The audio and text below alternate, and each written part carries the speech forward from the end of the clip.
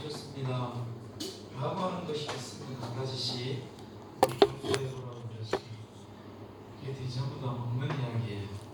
카레를 먹고 싶다고 생각하고 기도했더니 카레를 해주셨습니다. 하고 먹는 거 말고 좀 이야기를 해봐라 했더니 이야기가 없었습니다. 우리는 항상 우리 입장에서 또 우리들의 어떤 그런 요구를 하나님 앞에 이렇게 아뢰면서 생각합니다. 그런데도 하나님은 우리의 모든 사정과 형편을 아시고 있어야 할 것, 또 필요한 것을 아시고 채워주시는 좋으신 분이십니다. 오늘 이 말씀을 함께 나눌 텐데, 우리가 이 말씀을 듣고 말씀대로 행하지 못한다 할지라도, 또 말씀을 잘 깨닫지도 앞서서 못한다 할지라도 하나님께서는 우리의 모든 사정과 형편을 아시고 가장 온전하게 선하게 또 우리에게 그렇게 이끌어 가실 줄 믿습니다.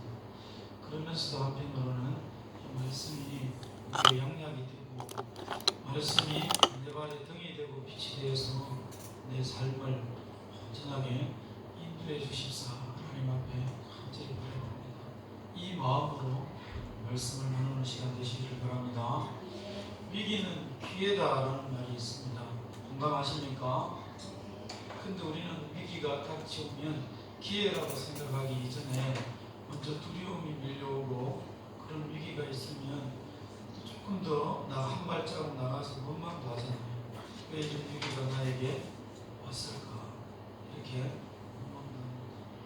그런데 지나고 보니까 항상 이 위기는 나에게 오히려 나를 채찍하고, 내가 오히려 그 위기 때문에 하지 않았던 그런 일들을 하게 되고, 또 하지 말아야 할 일들은 그만두게 되는 그런 계기가 되더라는 것입니다.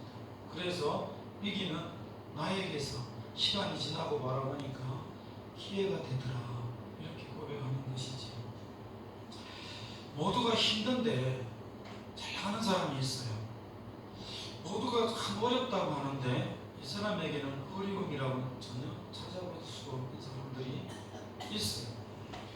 이것이 개인뿐만이 아니라 가정도 그렇고 기업도 그렇고 교회도 그렇고 나라도 그렇더라는 것입니다. 그래서 기회는 어떻게 잘만 활용하면 이게 나에게 있어서 굉장히 좋은 찬스가 되겠다라는 것을 한번 생각해 보게 돼요. 주식 하시는 분들, 저는 잘 모릅니다만은 막 떨어질 때, 주식이 막 gun두박질 칠 때가 사야 될 때다, 이렇게 이야기하대요. 맞나요? 감사합니다. 여기 주식 하시는 분이 아무도 없어서 그렇게 이야기합니다. 그리고 실제로 이 베팅을 해야 될 타이밍이 그렇게 주식이 떨어질 때, 그때 주식을 많이 사야 한다고, 그 사람들은 그거를 불문율처럼 그렇게 알고 있더래요. 힘들 때 모두 힘든 것만은 아니다. 그러면서 힘든 상황 가운데서도 뭔가 모르게 꿈틀거리고 생각하고 행동하는 사람들이 있더라는 것이지. 오늘 이 말씀을 한번 지금 함께 나누게 될 건데, 이 말씀의 주인공이 그렇더라는 것입니다. 다 부정적이고 불만일 수밖에 없고 어려운 상황 가운데 있음에도 불구하고 이 사람은, 이 주인공은, 이 오늘 등장하는 이 주인공은, 또 그 백성들은 그러지 않더라는 거예요. 그런 말미암아 오늘 우리가 함께 말씀을 보았지만 형통하였더라 그랬어요. 이 형통이라는 단어가 지금 요 시기에, 요 사람과 이 백성이 있는 요 시기에는 사실 어울리지 않는 말이에요. 그런데 말씀은 형통하더라라고 이야기를 하고 있어요. 25살이라는 젊은 나이에 왕이 되었습니다. 누가요? 오늘 본문의 주인공입니다. 히스기야. 히스기야가 25살이라는 젊은 나이에 왕이 되었어요. 한 나라에. 그런데 그가 몇 안 되는 이 유다의 여러 왕들이 걱정하는 동안에 하나님으로부터 칭찬 듣고 형통한 그런 삶을 살았던 몇 안 되는 왕들 중에 한 사람이 바로 이 히스기야입니다. 어떻게 그럴 수 있을까? 여러분들이 만약에 25살에 왕이 되었다. 25살 넘어가신 분들이 실망하는 것 같아서 다시 지금 바꿉니다. 여러분들이 누구나 지금 다 왕이 되었다 그러면 여러분들 뭐를 하고 싶습니까? 아예 꿈도 안 꿨습니까? 될 일도 없으니. 만약에 여러분들이 왕이 되었다라고 했을 때에 지금 현재 왕이에요. 그럼 여러분들 지금 뭘 하시겠습니까? 주일학교 아이들처럼 맛있는 걸 먹으러 가겠습니까? 생각했던 것, 해보고 싶었던 것, 가보고 싶었던 것, 또 가지고 싶었던 것. 예전에 왕이 아닐 때는 누릴 수 없었던 것들을 한번 다 해보고 싶은 마음들, 가지고 싶은 마음들 아마 가지겠지요. 그냥 상상해 보세요. 나하고는 전혀 상관이 없다 해가지고 뭐 굳은 얼굴로 계시지 마시고 잠시라도 즐거워보세요. 그가 왕이라니 침은 흘리지 마시고. 이 히스기야가 왕이 되었는데 그것도 젊은 나이입니다. 젊다는 것은 좋은 면도 있지만 어떨 때는 또 약점으로 작용할 수도 있는데, 이 왕이라는 자리는 젊은 것이, 어린 것이 그렇게 장점이 있는 것 아니에요. 경륜도 짧지요. 또 그러다 보니까 이 한 나라의 리더로서 이 나라를 이끌어가야 하는 그 막중한 책임감이 있는 위치이기 때문에 젊다는 것이 결코 장점은 아니다. 그런데 이런 이 히스기야가 장점이 아닌 단점을 가지고 있음에도 불구하고 또 외부적으로도요, 이 히스기야가 왕이 될 때에 북쪽에 이스라엘이라는 나라가 있었어요. 형제 나라잖아요. 그 나라가 이 아수르라는 거대한 나라로부터 침입을 당해서 멸망을 당해버렸습니다. 우리가 살아가다가 화재보험 넣지 않고 살다가 옆집에 화재가 나면 그래 홀라당 다 탔어요. 그러면 우리는 그때 뭘 합니까? 부랴부랴 보험 설계사를 만나고 화재보험을 넣으려고 알아보잖아요. 처럼 히스기야가 속해 있는 이 왕으로 섬기고 있는 남쪽 유다 나라가 북쪽의 이스라엘이라는 나라, 형제 나라가 아수르라는 나라에 의해서 딱 멸망을 당하자 남쪽 유다의 나라 백성들과 이 히스기야 왕은 뭐 했을까요? 긴장했어요. 어떻게 저들이 저렇게 멸망을 당했을까? 라는 것을 생각하고 그것에 대해서 뭐를요? 우리는 멸망당하지 않아야 되겠다라고 생각을 했겠죠. 그래서 뭐를 삼은 것입니까? 타산지석을 삼은 겁니다. 내 주변의 다른 현상들을 바라보고 나에게 적용시켜서 그것이 좋은 것이면 받아들이고 좋지 못한 것이면 닥치지 않도록 또 가지지 않도록 그렇게 교훈을 삼는 것입니다. 그러니까 이 히스기야 왕이 어린 나이임에도 불구하고 백성들과 하나가 되어서 북쪽 이스라엘이 왜 망했을까? 라고 생각하고 우리는 그러지 말아야 되겠다라고 생각을 하면서 행한 일들이 있었어요. 그것을 오늘 결론적으로 딱 이야기를 해주는 게 20절 말씀에 히스기야가 온 유다에 이같이 행하되 그랬습니다. 도대체 뭘 어떻게 행했다는 겁니까? 뭘 어떻게 이같이 행했기 때문에 뒤에 결론적으로 21절에는 이스라엘과 히스기야가 형통하였더라 라고 말씀하는가라는 것입니다. 자, 한번 살펴봐야 되잖아요. 우리가 그냥 성경은 내 손에 들려져 있기 때문에 성경이 아니라 하나님의 말씀이라는 믿음을 가지고 이 말씀이 도대체 생명의 말씀이요 능력의 말씀이라고 하는데 이 생명과 능력이 있는 이 말씀이 왜 그런가라는 것을 우리는 항상 의문시하면서 그것을 알려고 하면서 또 깨달았다면 그것을 사모하면서 그렇게 우리가 성경을 가까이 해야 되는 것이거든요. 이 율법책을 내게서 떠나지 말게 하라. 자로나 오르나 치우치지 말고 기록한 대로 다 행하라. 그리하면 네가 어디로 가든지 평탄하게 될 것이며 형통하게 되리라. 오늘 기도 중에 말씀을 우리가 기도 전에 했잖아요. 그러니까 이 율법책 하나님이 주셨을 때는 그런 이유가 다 있는 것이기 때문에 오늘 이같이 행하였기 때문에 형통하였던 이 히스기야와 그 백성들의 삶들을 우리가 한번 돌아봐야 되는 것이, 돌아보고 버릴 것은 버리고, 버릴 것은 하나도 없습니다만은 취할 것은 취해서 우리도 나에게 적용시키고 내 가정에 적용시키고 내 삶에 적용을 시켜서 우리의 삶들도 형통하게 해야 되잖아요. 그런 의미에서 우리가 조금만 집중하면서 한번 따라와 보시기를 바랍니다. 어린 나이에 왕이 된 이 히스기야가 가질 수 없는 그런 좋은 성품을 가지고 있어요. 뭐냐고 하니까 하나님 앞에서 선과 정의와 진실함을 가지고 있었더라 라고 지금 20절에 말씀합니다. 하나님 보시기. 그러니까 이것은 히스기야의 성품을 이야기하고 있는데 그의 인격을 이야기하고 있는데 경상도 말로 댐댐이를 이야기하고 있는데 이 히스기야가 그렇더라는 겁니다. 이것은 이 성품이나 이 인격이나 댐댐이는 만들어지는 것도 있지만 태생적으로 이미 가지고 있는 경우가 굉장히 많아서 변함이 없습니다. 저 사람은 법 없이도 살 사람입니다 라고 이야기하면 그 사람은 평생 법 없이도 살 사람입니다. 착한 사람입니다. 히스기야가 보니까 그렇더라는 거예요. 하나님 앞에서 하나님이 보시기에 그가 선을 행하고 정의롭고 진실됨이 이 히스기야에게 있더라라는 것입니다.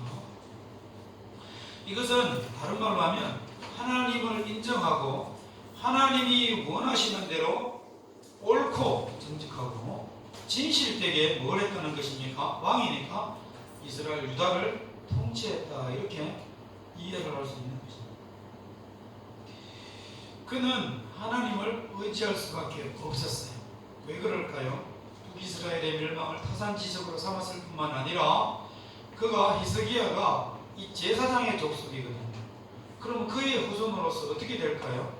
끊임없이 율법의 교육을 받았겠지요. 하나님에 대한 이야기를 들었겠지요. 그러다 보니까 히스기야는 하나님에 대해서 늘 의식하면서 살았고 하나님의 존재에 대해서 매일 마음속에 뭐라 그럴까요? 잊어버리지 않고 살았던 것입니다. 그랬는데 같은 민족이었고 같은 형제였던 그 이스라엘이 멸망당하는 것을 보면서 히스기야는 큰 충격을 받았을 것입니다. 하나님의 백성이 멸망을 당하네? 그것도 다른 열방에 의해서 충격이 왔겠죠.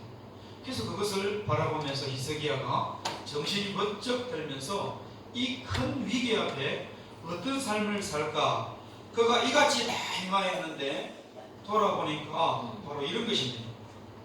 29장에 보면 1절에 보면 5절까지 성결을 하나님의 백성과 성전을 성결하게 했다라는 그런 내용들이 나와요.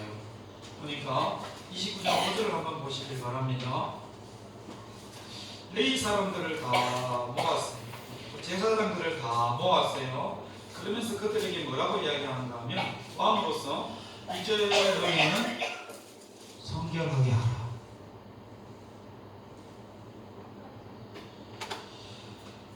그리고 3절에 한번 보시기 바랍니다. 백성들에게 그렇게 성결하게 하라라고 말했던 이 제사장 여호수아가 3절에 보면 첫째 달에 왕이 되자마자 여호와의 전 문들을 열고 뭐 했다고요? 전을 수리했다고요.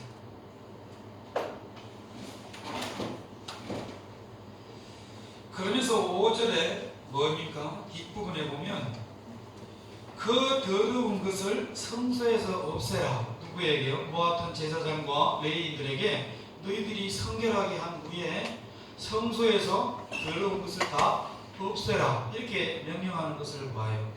이것은 한마디로 말해서 지금까지 이스라엘 백성들 또 오늘 모았던 제사장과 레위인들은 지도자들 아닙니까? 이들의 삶들이 하나님 앞에서 어땠다는 것입니까? 거룩한 삶을, 성결한 삶을, 구별된 삶을 살지 못했다라는 것을 알 수 있어요. 그런데 왕이 되자마자 그 새파란 젊은 나이에 성전을 거룩하게 하고 수리하고 그것을 감당하는 그 직분자들, 제사장들과 레위인들을 모아놓고 뭐라고 이야기했다고요? 너희들은 거룩하라 하나님 앞에서. 이것은 한마디로 말하면 회개합시다. 우리 이제 회개합시다.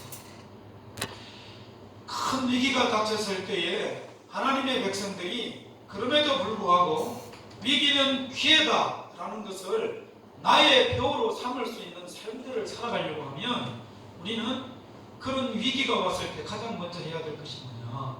나 자신을 돌아보고 하나님 앞에 회개하는 것이다. 또 보십시오. 히스기야는 오늘 29장 또 20장 21절 말씀 가운데 우리가 봤는데 21절에 보면 그가 그런 선과 정의와 진실된 그런 성품을 가지고 그런 됨됨이를 가지고 그가 어떤 일들을 행했느냐 봤더니 하나님의 전에 수종되는 일이에요.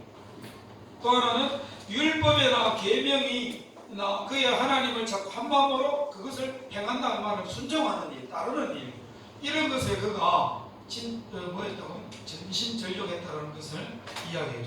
그랬더니 형통하더라라고 말씀하고 있거든요. 그가 하나님 앞에 회개했습니다. 그 다음에 보니까 뭡니까? 이 율법대로 계명대로 그가 순종하는 내용들이 또 그 앞전에 보면 우리가 읽진 않았지만 쭉 소개가 되고 있는데 뭡니까? 29장 20절 21절 한번 보시기 바랍니다. 여러분들 눈으로 살짝 보세요. 여호와께서 20절입니다. 20장 29장 히스기야 왕이 일찍 일어나 성읍의 귀인들을 모아 여호와의 전에 올라가서 그랬습니다. 하나님의 전 성전에 올라갔습니다. 왜 올라갔을까요? 왔더니 21절 보십시오. 쭉 가다가 제물로 삼고 뭐하고 하다가 여호와의 제단에 제물을 드리게 하니 이랬습니다. 또 31절도 한번 보시기 바랍니다. 히스기야가 말하여 이르되 너희가 이제 스스로 몸을 깨끗이 하게 하여 여호와께 드렸으니 마땅히 나와 제물과 감사 제물을 여호와의 전으로 가져오라 하니 회중이 제물과 감사 제물을 가져오되 무릇 마음에 원하는 자는 또한 번제물까지도 가져오느니라 했습니다. 이게 무슨 이야기입니까? 회개를 하고 그 다음에 하나님 앞에 성전에 올라갔다 제물을 드렸다 번제물까지 드렸다 이런 모든 이야기들은 한마디로 말하면 무슨 이야기입니까? 하나님 앞에 예배했다는 거죠. 여러분들 형통하고 싶습니까? 이 세상 사람들이 다 어려움을 겪는 가운데서도 나는 이 위기가 오히려 기회다라고 기회로 삼고 싶습니까? 그러면 제가 첫 번째 히스기야와 백성들의 삶을 통해서 회개하는 삶을 살아야 합니다 라고 이야기를 했고요. 두 번째로는 하나님 앞에 예배하는 것을 놓쳐서는 안 된다는 것입니다. 어려우면 어려울수록 하나님을 예배하시길 바랍니다. 힘들다라고 위기다라고 생각될 때에 우리가 반드시 놓치지 말아야 할 것이 하나 있는데 그것은 회개와 하나님을 찾는 것이다. 하나님 앞에 예배하는 것이다 라는 사실을 오늘 이 시간 꼭 기억하시기를 바랍니다. 그 다음 하나 더 중요한 것이 있습니다. 바로 히스기야와 이 백성들이 이 위기의 상황 가운데 보십시오. 이제 30장 13절을 한번 보시기 바랍니다.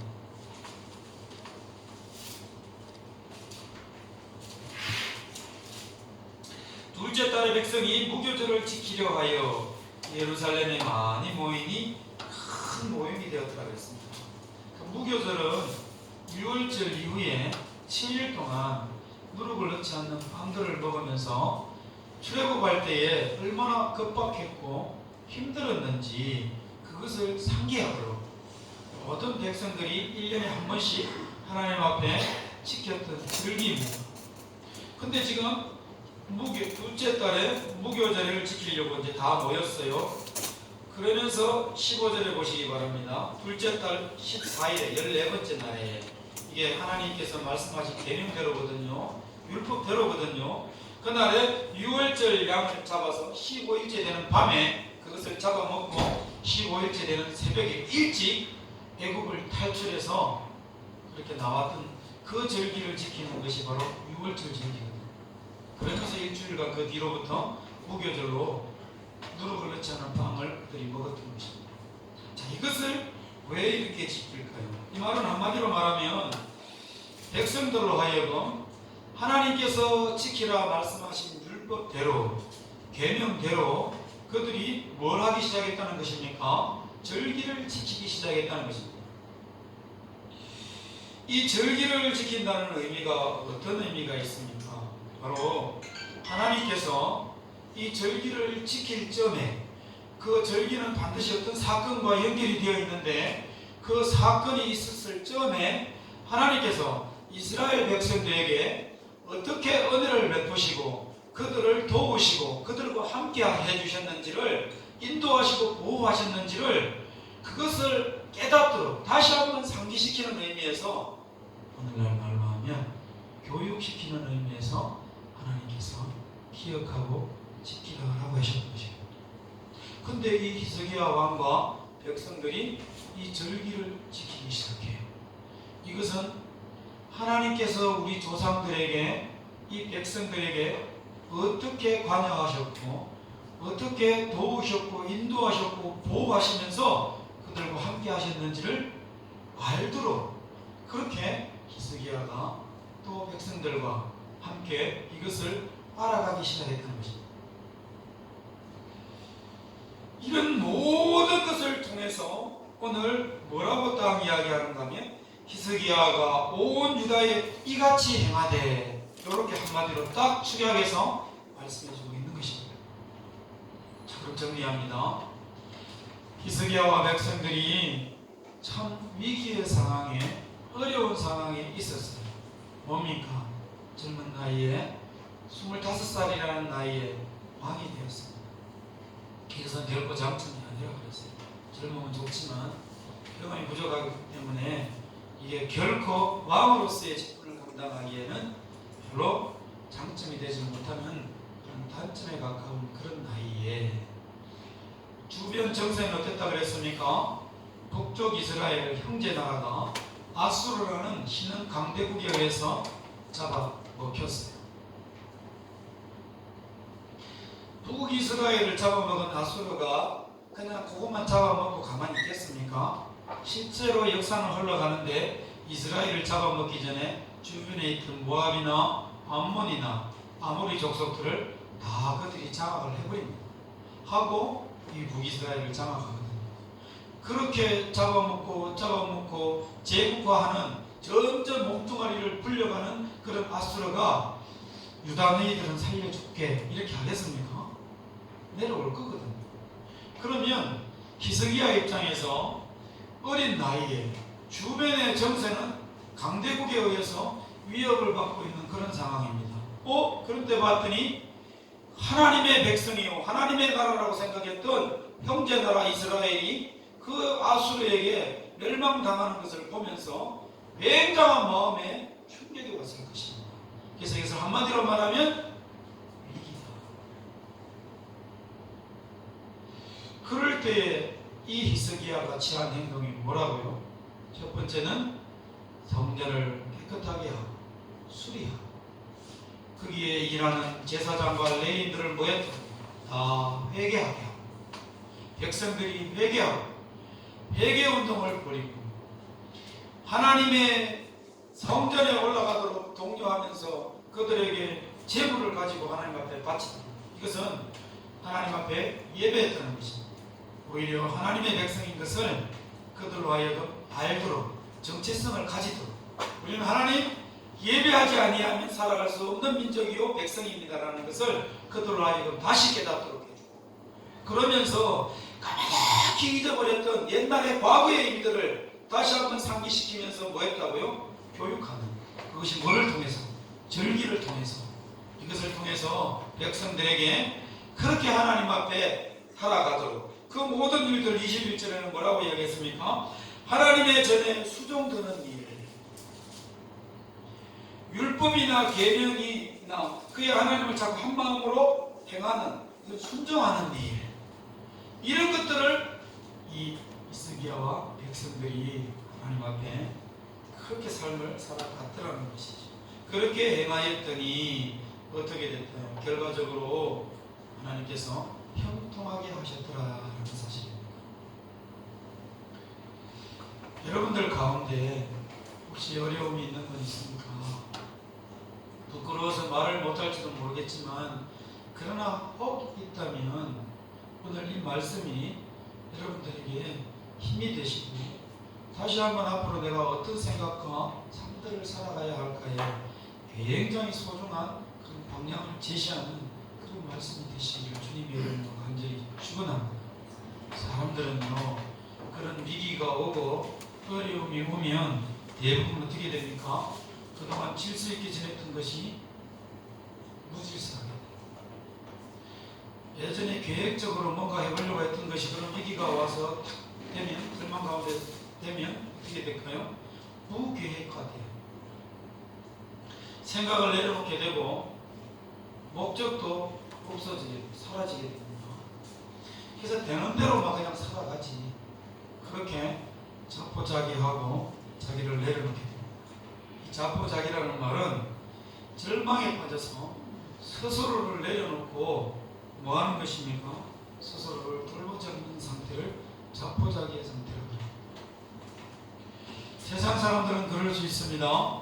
오늘 또 이 말씀을 듣지 않은 사람들은 또 그럴 수 있어요. 성도들 가운데도.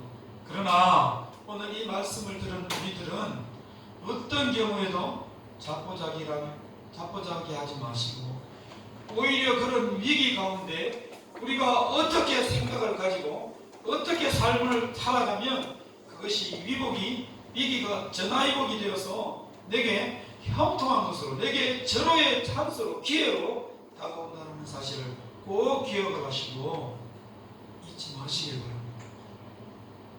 하나님 앞에 매개하는 것 잊지 마시길 바랍니다. 하나님을 더욱더 간절히 찾는 나오는 것을 포기하지 마시길 바랍니다. 하나님이 도대체 나에게 그동안 어떻게 역사하셨고 내게 어떻게 지금까지 인도하셨는지를 기억해 내시길 바랍니다. 첫사랑을 회복하시길 바랍니다.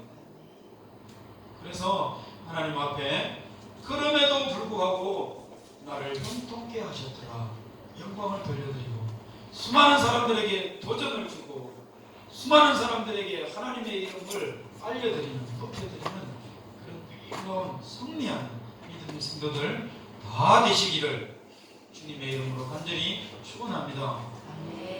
기도합시다. 하나님 아버지 감사합니다.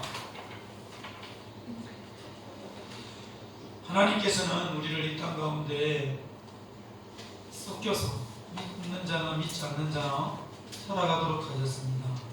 인생사 별